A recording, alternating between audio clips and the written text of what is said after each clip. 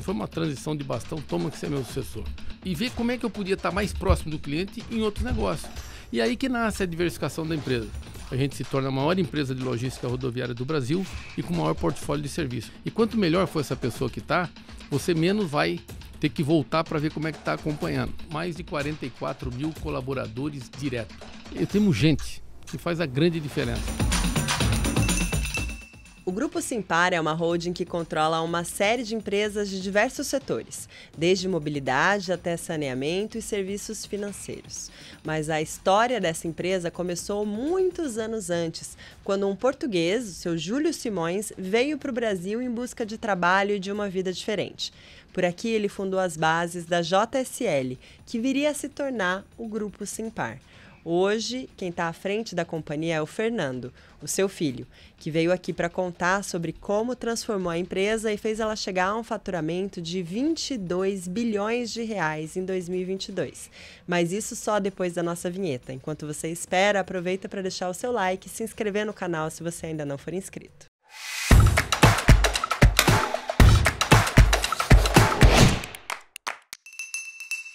Fernando, obrigada por ter aceitado o nosso convite de estar aqui hoje.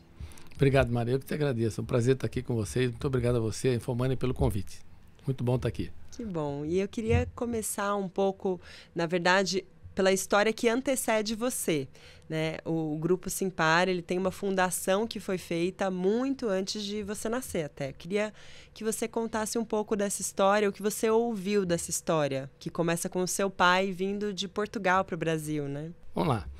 É uma história, meu pai é imigrante português, como muitos imigrantes que vieram. Meu pai veio para cá, nasceu numa aldeia muito simples, muito pobre, enfim. Começou a trabalhar com 7 anos. Como ele dizia, nunca passou fome, mas também sempre comeu aquilo que tinha. Começou a trabalhar com 7 anos, cuidava de cabra no mato, enfim. Fez só até o 2º ano, não sei nem como é que chamaria hoje, só até o 2º ano. E depois só trabalhou. E com 23 anos, sem nenhuma perspectiva de nada, a mãe dele quase que empurra ele para vir para cá, para o Brasil, para começar a vida pela falta de perspectiva lá. Então ele vem, literalmente, como dizia antigamente, vem com um saco às costas, sem nada, com a carta de chamado de um tio, que já tinha uma empresa de ônibus. Então ele começa a trabalhar com esse tio, numa empresa de ônibus, como aprender mecânica, não é nem como mecânico, depois virou mecânico. Essa empresa de ônibus era em São Paulo, tinha uma linha final que terminava em Mogi das Cruzes. Aí ele é transferido para lá, tem uma tuberculose, num momento difícil, enfim, se vê só. Logo depois eles sai desse estado de saúde, melhora e acaba conhecendo, namorando, noivando com minha mãe em 7 meses e deixa de trabalhar com o tio e vai com a minha mãe vender roupa, né? Em 7 meses ele conheceu sua mãe, começou a namorar, noivou. Eu brinco com ele, Mari, que eu acho que ele tinha medo de morrer sozinho em algum lugar e que ninguém soubesse, porque naquela época não tinha nada, né? Quer dizer, até carta era a coisa mais raro. E era de navio. Então, ele literalmente ficou sozinho no lugar, porque tuberculose todo mundo tinha preocupação que passasse. Então, quando ele melhorou, tirando a brincadeira, eu acho que logo ele se viu sozinho e falou, pô, preciso de alguém aqui num lugar desse. Conheceu minha mãe, e aí pegou e foi comprar, casou, namorou, noivou e casou em 7 meses. Nossa, já casou em 7 meses? Já casou em 7 meses. E a mãe da minha mãe, a minha avó, tinha uma lojinha de roupa. Então, o que ele faz? Sabia onde comprar, e ele começou, então, já sai de lua de mel, com um carrinho antigo para vender roupa. Aonde? No Paraná. E aí ele começa a vender roupa no Paraná. Depois de uns 6, 8 meses, ele deixa de vender roupa e vai trabalhar numa outra empresa como mecânico. Aí depois monta uma oficininha até comprar o primeiro caminhão.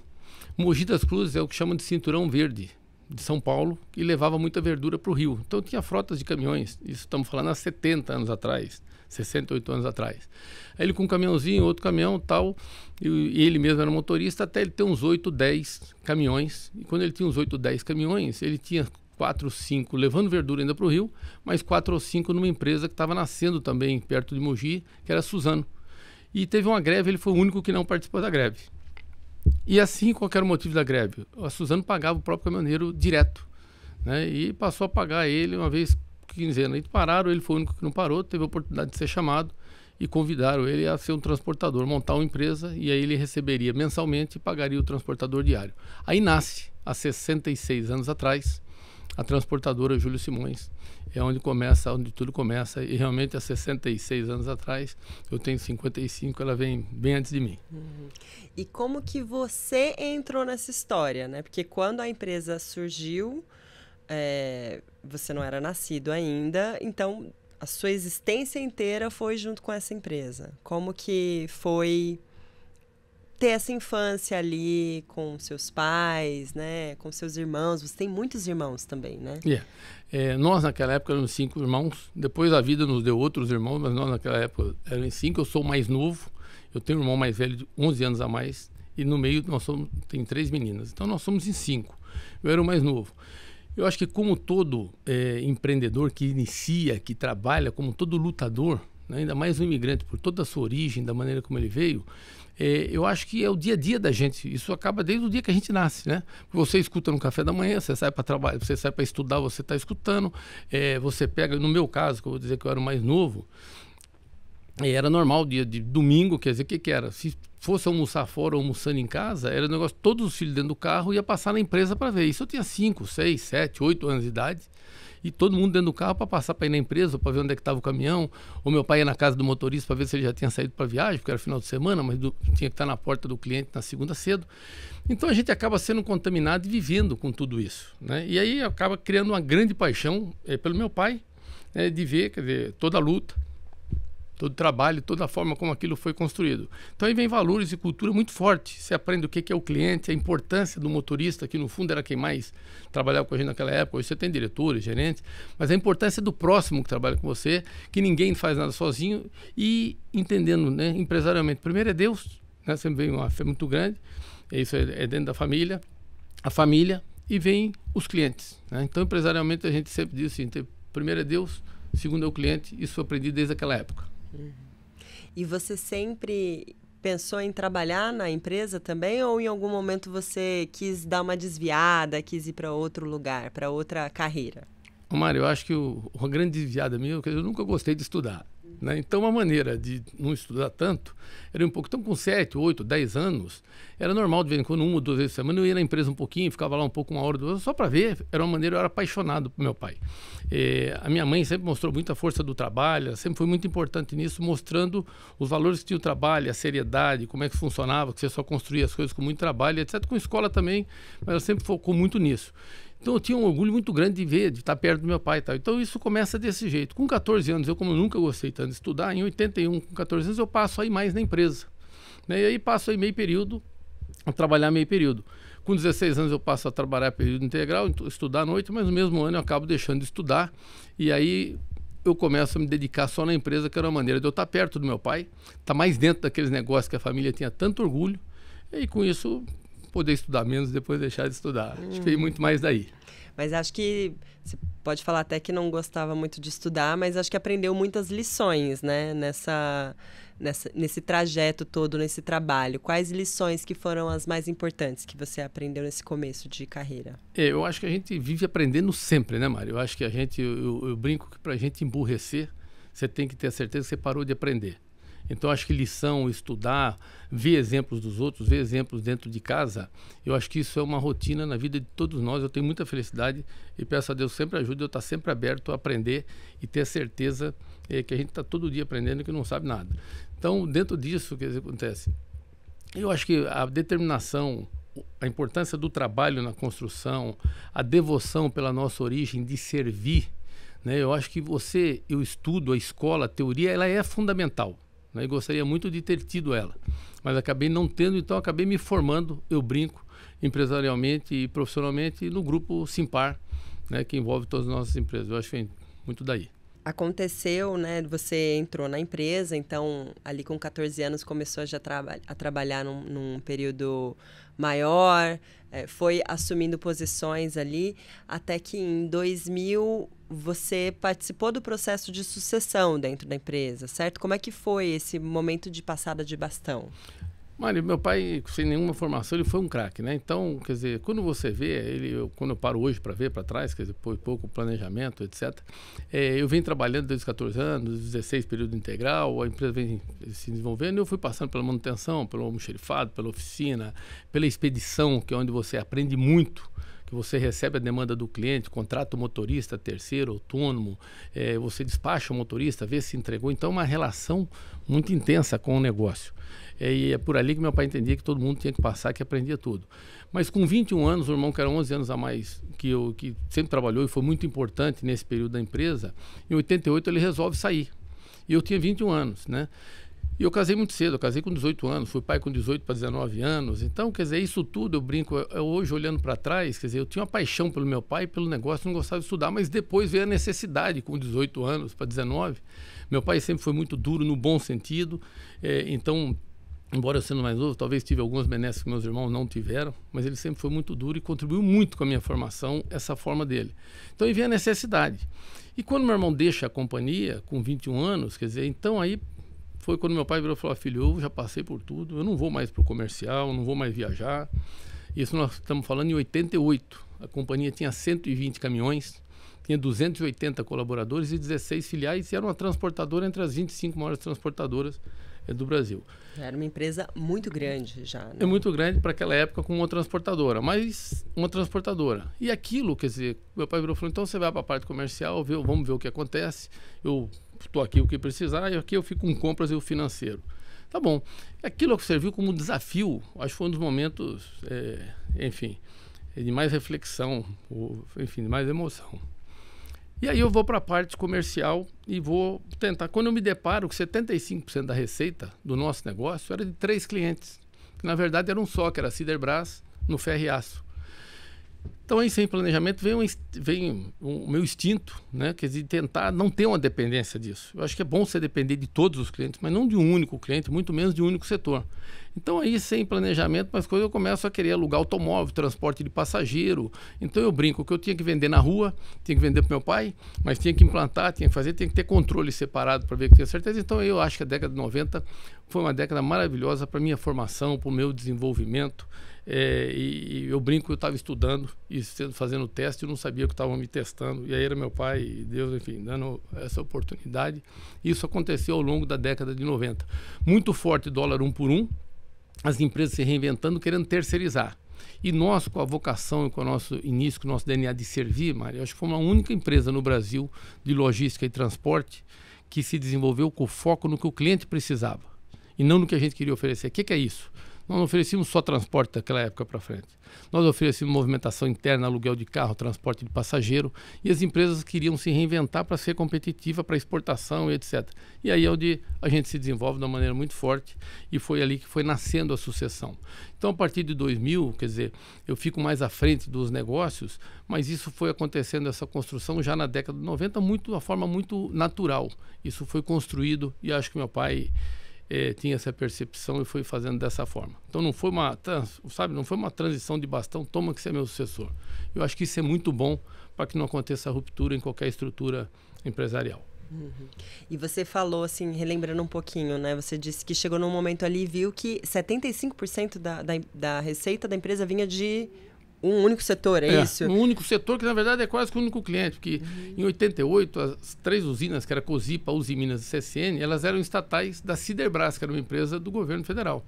E eram os clientes nossos, que 75% da receita vinha dali. E aí, como que você resolveu? Foi bater na porta de outros clientes? Foi buscar diversificação? Qual foi o plano a partir disso? Primeiro que com 21 anos, quer dizer, eu fui sem nenhum planejamento, mas eu tinha muita vontade de mostrar para meu pai que dava certo. Isso faz muita diferença, né? A gente sentir que... Querer mostrar que consegue. Então, querer mostrar que consegue. Então, o instinto foi para a rua e buscar serviço de mais longo prazo e ver como é que eu podia estar mais próximo do cliente em outros negócios. E aí que nasce a diversificação da empresa. E isso coincidiu com dólar 1 por 1, pouca gente lembra, mas muitas empresas tinham transportadora própria, porque na década de 60, 70, com a industrialização do Brasil, as empresas não tinham transportadora que suportasse essas indústrias. Então, elas montaram a empresa delas. Tem indústria automobilística, de papel e celulose, que montou a empresa e na década de 90 terceirizou esse serviço. E nós pegamos essa oportunidade. Então, juntou o instinto sem planejamento, mas o quê? Aí vem a nossa origem e que mostra muito hoje. Nós buscamos serviço resiliente para que você pudesse buscar recurso financeiro de terceiro, de banco que te financiasse, que a gente entendesse do ativo que a gente conhece e que gente fizesse a diferença, que é servir através das pessoas. E é aí que a gente entra dentro da cadeia produtiva de vários clientes. E a maior diversificação, e a gente cria o maior portfólio de serviço logístico rodoviário do Brasil na década de 90, em 2001. A gente se torna a maior empresa de logística rodoviária do Brasil e com o maior portfólio de serviço. Então, desde a coleta de milk run para a indústria automobilística, movimentação interna dentro da indústria, sequenciar os produtos e entregar na linha de produção e até fazer a distribuição urbana de alimentício. Isso tudo nasce durante essa época, na década de 90. E tem muito do seu pai na empresa, sem dúvida, né? Mas tem muito de você também, né? O que você trouxe, então, quando você, além dessa diversificação de clientes, você começou a olhar para outros setores, outros serviços, né? Que você poderia prestar. O que tem de você dentro da empresa? Eu acho que a necessidade, as adversidades, muitas vezes, te cria novas oportunidades, desde que você tenha muita garra e determinação. Então, eu acho que tem muito do meu pai, da sua origem. Eu acho que o que acontece comigo, quer dizer, e o que é muito importante, e agradeço muito a Deus ter vivido isso, é você ter a oportunidade de se complementar, ser uma nova fase para um novo ciclo da companhia, sem perder o DNA dos valores da cultura que vem muito do meu pai, né? Quando você fala de trabalho, de determinação, de cliente, do prazer por servir, quer dizer, vem muito da nossa origem, quer dizer, dos valores, da cultura, de cuidar de gente, de saber que gente é um diferencial, ninguém faz nada sozinho. Então, eu acho que isso foi um grande diferencial que vem dele. O que você inicia? Inicia alguém tendo o histórico dele, tendo a reputação que a empresa tinha nessa época, uma companhia de 25, 30 anos, chega alguém mais jovem, com garra, com determinação, que usa essa história e as portas do cliente que está aberto, e aí começa a ter a cabeça de uma forma diferente, para o momento, não que seja diferente, que você abre para quê? Quer dizer, eu vou servir, buscar relação de longo prazo, encantar o cliente, respeitando os valores e a cultura, cuidando de gente, mas, peraí, nosso negócio é servir com o maior leque possível e com a relação de longo prazo. Eu acho que aí nasce muito de mim, do desenvolvimento meu, junto com a companhia. Da mesma forma que eu acho que o que traz com esse desenvolvimento, né, Mari? Eu aprendi muito que a gente tem que... Porque você desenvolve um negócio, tão importante quando desenvolver um negócio, é você ter quem vai cuidar dele. Então, o que eu passei a fazer? Quer dizer, a empresa não vai se limitar a mim, nem ao próximo, nem à família. Eu acho que esse é um negócio. A empresa vai se limitar ao quê? Qual que é o desenvolvimento dela? Desde que seja com responsabilidade e com segurança, vamos fazer o desenvolvimento dela. Como é que você faz? Tendo pessoas igual ou melhor que você.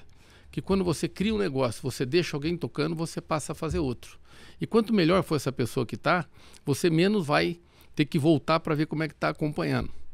Então, eu acho que isso é uma coisa que eu tenho imprimido e buscado fazer cada vez mais. Independente do tamanho da companhia, você tem empresas ou células de negócio com gente melhor que a gente, para que possa fazer cada dia mais e melhor e continuar o nosso desenvolvimento. Sem perder os nossos valores e a nossa cultura, modernizando, mas de forma extremamente responsável. Uhum.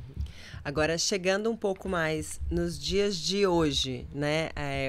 A empresa começou ali com uns caminhõezinhos, fazendo entregas de hortifruti em Mogi Mirim. Mogi das Cruzes. Mogi das Cruzes. E virou uma holding que tem hoje a JSL, a Movida, a Vamos, a CS Brasil, a CS Infra, a Automob e o Banco BBC. E eu tive que fazer uma colinha para lembrar o nome de todas as empresas, porque é muita empresa. Esqueci de alguma? Não, acredito que não. Estão todas aí. Somos a holding, somos 7 companhias. E como que você chegou nesse ponto, né? Qual que foi o momento de virada para se transformar numa holding? Mari, que é um negócio interessante, né? Eu acho que isso é um diferencial nosso, tem várias outras empresas também. Conforme eu te falei, na década de 90, nós diversificamos muito o nosso portfólio. E como eu brinquei com você, mas é verdade, eu estava em informação, eu tinha que vender para fora, eu tinha que fazer minha conta para ver se fechava, para mostrar para meu pai, quer dizer, o que estava sendo feito, isso mais entre 90 e 96. E aí você vai, quer dizer, desenvolvendo os negócios. Com isso eu acabei criando uma forma de ter controle de cada negócio. Se eu tenho um cliente, eu tenho 10 negócios, eu tinha um controle de 10 negócios. Para ter a certeza, cada um, que não estava subsidiando o outro e que eu estava com preço justo e condições justas para cada cliente. A empresa se desenvolve dessa forma. Na década de 2000, 2001 para frente, com a diversificação é muito mais planejada, eu busquei pessoas pontuais da indústria para vir trabalhar com a gente. Porque é muito normal, naquela época, da área de serviço querer ir para a indústria, mas ninguém queria vir da indústria para a área de serviço. E eu consegui ter, quer dizer, algumas pessoas que vieram trabalhar com a gente da indústria que nos ajudou muito. Eu sempre digo, Samário, eu acredito muito nisso, que a coisa melhor que tem na vida da gente é os encontros que a vida proporciona. Então, eu encontrei, tive a felicidade, agradeço a Deus, de encontrar muita gente boa na minha caminhada que se juntou. E uma delas foi isso no começo da década de 2000. Aí sim, de uma forma planejada, a gente começa a oferecer para os clientes um serviço integrado. Vem cá, eu já faço o transporte, um carregamento, movimentação, porque a empresa terceirizou muitas vezes o transporte, mas o carregamento não. E aí o que acontecia? Você não tinha produtividade. Então a gente oferecia para o cliente, como oferecemos até hoje, um serviço completo. Ó, eu carrego, eu transporto, tem estrada em floresta que a gente chega até a manter a estrada.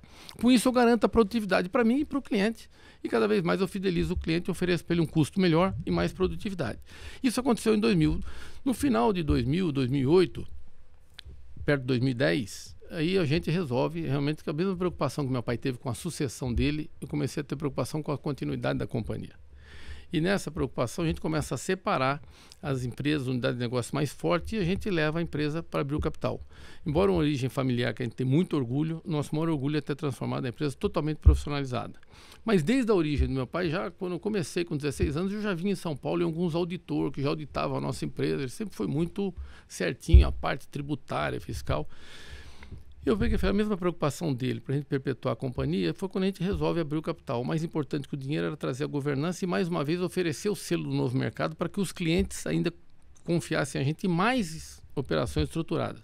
Isso acontece em 2010, a gente cresce nessa época e se desenvolve. Quando tive a oportunidade de comprar uma companhia como a Movida, 2014 tinha só 2.300 automóveis e 26 lojas. Hoje são mais de 180 lojas, com 80 lojas de seminovos e 240 mil automóveis. Então, para isso, a gente falou, paramos, e aí já com conselho, dentro de um planejamento orientado pelos nossos conselheiros, a gente começa, então, a separar essas unidades todas em empresas independentes, com alguns diretores que acompanham a gente, que construiu essas unidades de negócio, mas com algumas pessoas de fora também contribuindo. E a gente vem fazendo isso desde 2014, de uma forma muito planejada. E em 2020 foi quando a gente cria a Hold com essas companhias independentes que você falou. Por que eu estou comentando isso com você? Que não foi um negócio que nós se juntamos num monte de empresas e criamos isso.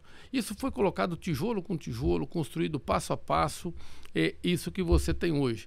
Então isso aconteceu nos últimos 3 ou 4 anos. A última reorganização, que é onde cria a Simpar, listamos a JSL, listou a Vamos, e aí você tem a Simpar e 3 empresas listadas. Mas isso foi construído e foi desenvolvido ao longo desses anos, sem ter nascido um dia, sabe? Falar, vamos fazer isso, ou juntamos várias empresas. É isso que a gente fez. Muito pautado em cima de muito ativo, mas do maior ativo que a gente tem, que é a nossa gente, que faz a grande diferença. E quantas pessoas vocês têm hoje na empresa? Qual que é o momento atual? Nós temos hoje no grupo todo, Mari, mais de 44 mil colaboradores direto. Por que eu estou dizendo isso direto, CLT? Além disso, o grupo paga hoje para carreteiros autônomos ou empresas menores que trabalham de autônomos como subcontratado nosso na logística.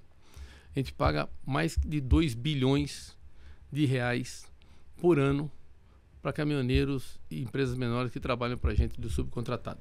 Isso é um pouco hoje do tamanho da nossa companhia. E em 2022 vocês tiveram também, reportaram aí recentemente um faturamento líquido de 24,4 bilhões de reais, né? Um crescimento de 75% com relação a 2021.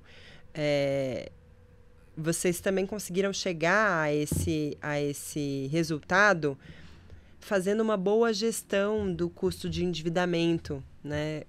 Com uma estratégia de antecipar pagamentos para dívidas mais caras, né? E trocando essas dívidas mais caras por dívidas mais baratas. Essa é a estratégia da companhia para se manter saudável? O que tem de estratégico do seu olhar para a companhia para esse ano de 2023? A gente tem uma responsabilidade muito grande e buscamos trabalhar com austeridade de custo muito grande. Eu sempre digo, o preço você tem que fazer técnico, você precisa vender e o mercado também acaba te balizando, mas você tem que confiar nele técnico. Então o resultado se faz pelo custo. Então a gente trabalha custo muito forte dentro da empresa, mas o financeiro também é extremamente importante e também um custo que você contribui muito para a sua competitividade. Então nós temos sim várias áreas extremamente importantes na companhia, eles é que fazem o negócio acontecer, mas temos uma área financeira bastante forte, bastante estruturada, para buscar captações, buscar redução de custo financeiro para que a gente seja cada vez mais competitivo. E isso faz parte da história da nossa vida. Começou a empresa há 66 anos dessa forma, também com recurso de terceiro, comentei com você que vem com o caminhoneiro, e também hoje só muda, eu brinco, a escala e ter muita responsabilidade para se fazer essa austeridade. O que é um negócio interessante? Você comentou de 24 bilhões de reais de receita. A companhia teve por volta de 24 bilhões de receita em 2022, mas nós fizemos mais de 13 bilhões e meio de reais de capex líquido, sendo que 99% disso é compra de caminhões e automóveis. Então, quando você vê essa receita, Mari, é uma receita que ficou em 22. Se você analisar o nosso quarto trimestre, você já tem mais de 32 bilhões de receita, só de anualizar.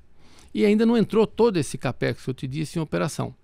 Então, o que acontece? A gente não pode aqui dar expectativa de 23, até para não criar expectativa como empresa de capital aberto, mas nós estamos dentro de um ecossistema da Simpar, das suas empresas controladas, que elas estão dentro da vida real dos clientes, da necessidade dos clientes de prestação de serviço.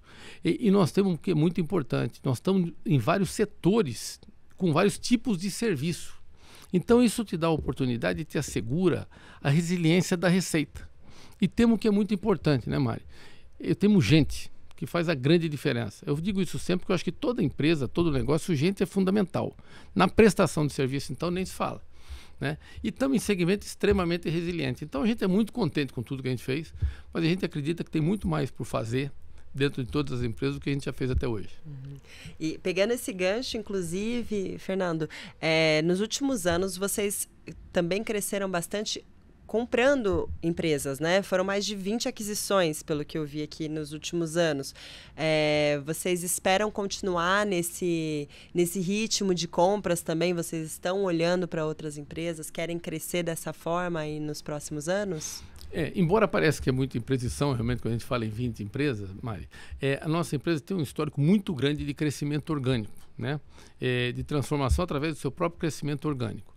Dentro do nosso planejamento, quer dizer, a gente viu uma oportunidade muito grande, por exemplo, algumas dessas aquisições foi no ramo de concessionária de automóveis. E só que nós deixamos de fazer essa consolidação, de executar esse planejamento em 2012, 2013, por causa de todas as oportunidades que tivemos de Movida, de Vamos. Executado isso e transformado a Hold, a gente voltou nesse processo de acordo com o nosso planejamento e temos feito uma consolidação, que aí um pouco dessas aquisições nas concessionárias. E também um pouco disso na logística. A logística é um mercado extremamente pulverizado, com grande oportunidade de consolidação. E a nossa equipe tem feito isso com muita excelência, modesta parte. Tanto orgânico, tem crescido mais de 35% ao ano, como pontualmente com algumas aquisições. Então a gente acredita sim, que aquisições devem ser feitas pontual, com muito cuidado, e elas têm trazido para nós. Primeiro, a gente só compra empresa modesta parte boa, que esteja em segmentos resilientes e que tenha gente diferente. E a gente costuma deixar essas companhias totalmente separadas, mas buscar redução de custo através dos seus insumos e não de redução e fusão de áreas para não se perder o que tem de bom em cada uma e que tenha complementariedade com os nossos negócios. A gente não descarta continuar seguindo esse caminho, que a gente acredita muito na transformação de valor para nós, para os nossos clientes e para o acionista, desde que seja feito aquisições com muita responsabilidade e que seja bastante assertiva, é isso que a gente busca fazer. Legal. E Fernando, você falou também que hoje o grupo tem uma atuação bastante diversa, né? E uma das coisas que eu imagino que devam perguntar muito para você é sobre uma expansão para fora do Brasil, né? Uma expansão externa. Como que tá? E você chegou a comentar disso numa entrevista também, que esperava que uma parte aí da receita do grupo viesse de outras moedas. Como que tá esse plano de expansão para vocês conquistarem outros territórios? Mari, vamos lá. A gente tem uma relação com o mercado de investidor, muito transparente sempre. E dentro dessa transparência, quando surgiu dentro do nosso planejamento, que faz tempo que a gente gostaria, quer dizer, ter alguns movimentos, ter uma receita e outra moeda, a primeira coisa que a gente fez foi dividir isso com o mercado dentro do Simpar Day. O que a gente estava vendo para frente de oportunidade da internacionalização. Mas não quer dizer que isso tenha data e hora para acontecer, né? Faz parte do nosso planejamento. O nosso Brasil é um país maravilhoso. né? A gente, muitas vezes, o empresário, todo mundo tem mania de reclamar. A gente reclama, muitas vezes, por autoestima baixa. Isso é um negócio fantástico, né? As oportunidades que o Brasil oferece, a nossa gente que trabalha, a determinação, a oportunidade que tem na indústria é muito grande. Então, nós não vamos deixar de fazer nada que a gente possa fazer no Brasil para fazer um movimento de internacionalização. Ao mesmo tempo, por exemplo, tem um cliente nosso importante que ele fez um movimento e nos convidou para ir para o Paraguai com logística e para a África, né? Então, hoje nós temos operações no Paraguai e na África importantes na área da logística, que veio junto ancorado com o cliente. Então, isso faz parte da nossa estratégia. Compramos uma locadora, embora pequena, eu brinco que ela lembra um pouco a Movida, pequena, mas muito redonda, quer dizer, enfim, o pessoal trabalha muito bem em Portugal. Muitos clientes da Movida daqui vão a Portugal e Portugal está na Europa, te oferece uma oportunidade de alguns movimentos, como, por exemplo, você tem lá um modelo de buyback, você tem lá, quer dizer, um turismo muito forte. Então, isso te dá a oportunidade de você também aprender um pouco com esse tipo de operação fora do Brasil. E também tem outro lado, a gente acha que tem um DNA de servir, que a gente pode contribuir, como é que você encanta o cliente, né? Nós somos apaixonados por clientes. Vou dar um exemplo para você, Mari. No Brasil, em 2014, 50% das frotas de aluguel de carro não tinha ar-condicionado. Pouca gente lembra, você só tinha carro branco, prata, Uno, Gol, Palio e Corsa para alugar em 2014. Nós estamos falando disso há 7, 8 anos atrás. Quer dizer, nós sempre buscamos o que o cliente gostaria de uma forma preventiva, sem o cliente falar. Porque nunca ninguém chegou um cliente no balcão e falou, eu quero um carro desse jeito. Mas é só você se pôr no lugar do cliente que você sabe fazer um serviço para ele como você gostaria que fizesse para você.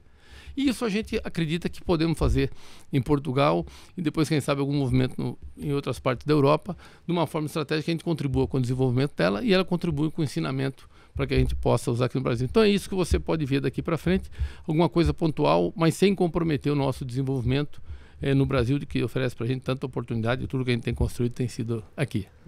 E Fernando, a gente falou um pouco do futuro agora, mas eu queria que você voltasse um pouquinho para o passado e, olhando para trás, assim, lembrasse de qual foi o momento mais difícil, mais complicado na trajetória da empresa, na sua trajetória também, e como que você fez para passar por ele?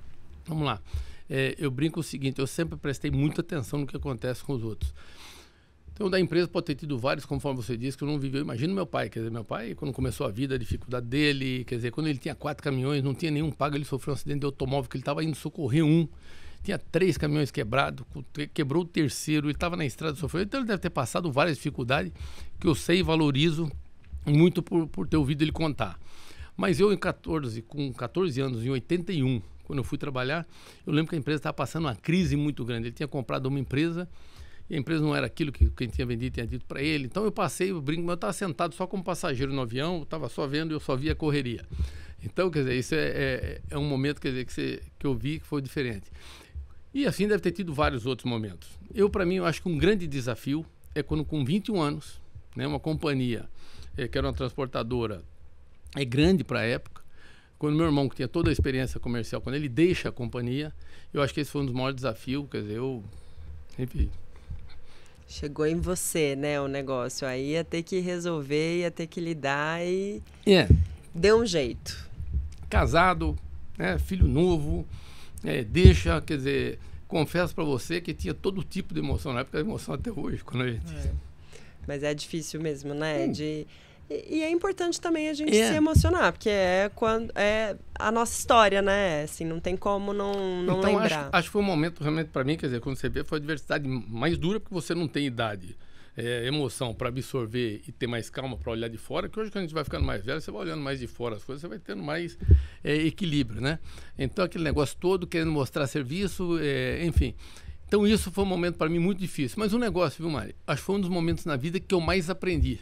E acho que se teve essa diversificação toda na companhia, é graças ao momento de dificuldade que você se desafia e com muito trabalho e determinação, você vai buscando solução e por onde você vai passar por isso. Daí que vem a diversificação, daí que vem a busca por cliente com receita resiliente, daí que vem a gente se financiar cada vez mais, mas desde que seja para serviços que dê retorno do capital, que você se desenvolve, você trazer gente para não depender de ninguém, você ter uma diversificação de negócio. Então foi com a dificuldade, passei um momento extremamente, não vou dizer que difícil, mas diferente de adversidade, mas que criou para a gente com muita oportunidade. Muitas lições também, né? Sempre, sem dúvida. Né? Fernando, o Grupo Simpar, como você falou, né, tem uma atuação bastante diversa. Vocês estão desde aluguel de automóvel até na modernização do Centro Histórico de Cuiabá. Como que você define a atuação da empresa? Eu defino a atuação da empresa. Nós temos 7 negócios completamente independentes, com CEOs e com CFOs que tocam cada um. Você tem uma companhia de logística, que é a JSL, você tem a Movida, que é o aluguel de automóvel, você tem a Vamos, que é um grupo empresarial hoje com concessionária de máquina, caminhões, equipamentos, mas grande parte disso é aluguel de caminhões.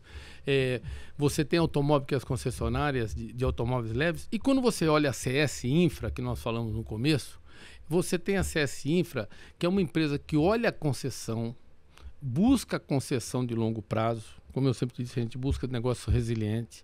E dentro dessa oportunidade, a gente acha que o Brasil, cada vez mais, os governantes, cada vez mais têm modernizado mais e têm entendido, e eu acho que a população tem buscado cada vez mais qualidade de vida e quer serviço. Ninguém mais quer obra faraônica, não que não precise de algumas obras de infraestrutura. E isso passa por modernização e serviço, né? Você vê desde parque até portos. Então, por exemplo, a CS Infra ganhou a concessão de 2 portos. Né, em Aratu, que é o Aratu 12 e o Aratu 18, que fica em Salvador.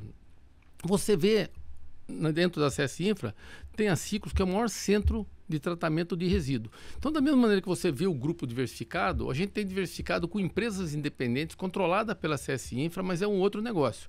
E dentro disso, nós tivemos a oportunidade de participar em Cuiabá, na cidade de Cuiabá, fizeram uma concessão do antigo mercado municipal.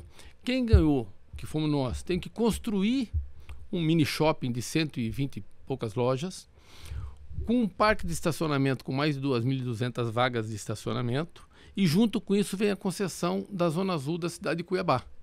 Então vai ser uma empresa completamente independente das outras, com um presidente independente. A gente tem olhado isso através da CS Infra, oportunidade de concessões de longo prazo, que tenha menos capex, mas que a vocação seja servir, que é o que a gente adora fazer, e acredito que a gente faz isso cada vez mais de uma forma diferenciada. Então é dessa forma que a gente vê. E vocês hoje, a holding é formada por algumas empresas de capital aberto e outras que ainda não têm capital aberto. Tem algum plano para vir novos IPOs por aí? Mari, eu sempre digo o seguinte: a abertura de capital de companhia nunca foi nosso negócio de ser o objetivo, mas pode acontecer de ser o destino. Né? O que é isso? Todo mundo que faz um negócio para abrir o capital, eu não acredito nisso. A gente sempre busca acessar o mercado quando tem oportunidade e quando a gente acredita que tem contribuição é como se fosse um oxigênio a mais numa companhia para ela continuar o seu ciclo de desenvolvimento. Né? Então, te respondendo, o que eu acho? A gente tem feito acessado o mercado quando a gente vê que a empresa pode crescer, a gente pode gerar valor para os acionistas atuais e também gerar valor para os acionistas que acreditam e que entram no nosso negócio. E a gente não tem medido esforço para cada vez mais ter a credibilidade dos acionistas para que a gente continue desenvolvendo. Então, pode acontecer? Pode sim. Né? Você tem empresas hoje, quer dizer, com tamanho e com perfil, que, por exemplo, você não tem um grupo de concessionárias de automóveis no Brasil de capital aberto. E você não tem uma concentração. Você tem algumas concentrações de origem familiar, as empresas boas, grupos de concessionária, mas regionais. Você não tem alguém que tenha uma capilaridade nacional e que esteja listada. E isso é normal, você ter isso em outros países desenvolvidos. A gente acha que tem oportunidade, pode fazer, e que seja para gerar valor para os acionistas e para o nosso negócio continuar se desenvolvendo. Legal. E olhando um pouquinho também para a sua trajetória, né, para a carreira e para todo esse tempo que você tem aí à frente da empresa, tem algum conselho que você gostaria de se dar em algum momento da vida? Ou algum conselho que você daria para quem está começando um negócio agora também? Que dica que você daria, além de todas as que você já deu hoje?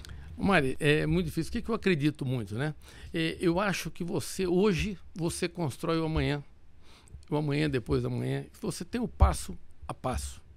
Para mim foi muito importante na minha vida eu estar disposto sempre a aprender. Então eu aprendi muito com meu pai, né? Quer dizer, eu aprendi demais, quer dizer, focado. Acho que pela paixão que tinha, eu aprendi muito com ele, da maneira... Não quer dizer que eu concordava tudo com ele do jeito que era. Pelo contrário, acho que tem coisas que podia ser feito diferente. Mas a oportunidade de eu estar prestando atenção, você tem a oportunidade até de você saber o que é o que não é. Também aprendi muito olhando a história de outros grandes empresários. Né? Tem gente com muito mais idade que eu olhei e eu lia qualquer coisa, que eu nunca gostei de ler, mas quando eu lia qualquer história de jornal, qualquer coisa, eu lia, prestar atenção. Um negócio interessante, eu já cheguei a procurar gente que eu não conhecia para poder ser atendido, para me perguntar algumas coisas como essa que você fez. Então, eu aprendi muito dessa forma.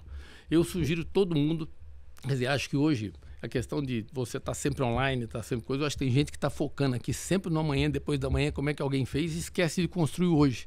Eu acho que a vida, independente da velocidade das informações, a velocidade da construção é passo a passo.